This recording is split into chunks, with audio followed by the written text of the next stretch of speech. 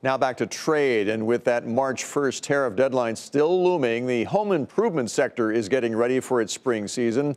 And as Courtney Reagan tells us now, tariffs have become part of their conversation for this hot area of consumer spending.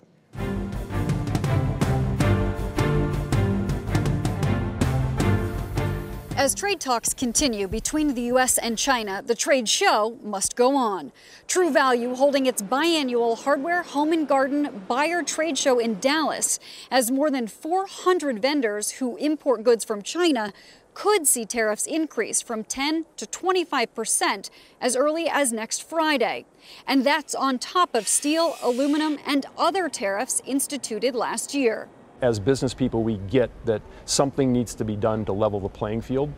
None of us like price increases. The end consumer doesn't want to pay more.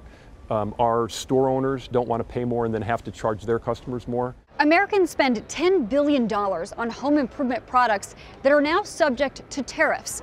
Items like hammers, vinyl flooring, and cabinets. A tariff of 25% could add $2.5 billion to the total price consumers pay.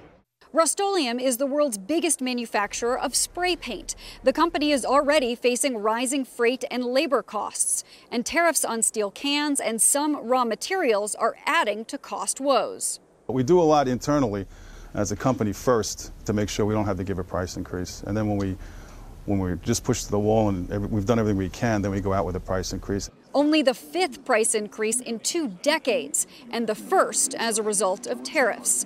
Voorhees says there was initial margin pain, but the price increase helped profitability recover.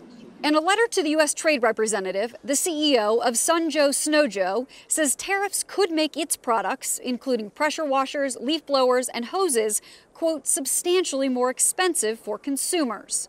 But in cases like lawn and garden giant Scott's Miracle-Gro, the grass is greener on the other side. The company says tariffs are having only a really modest impact, and the sprayers on one of its pesticides containers, initially subject to tariffs, got an agricultural exemption.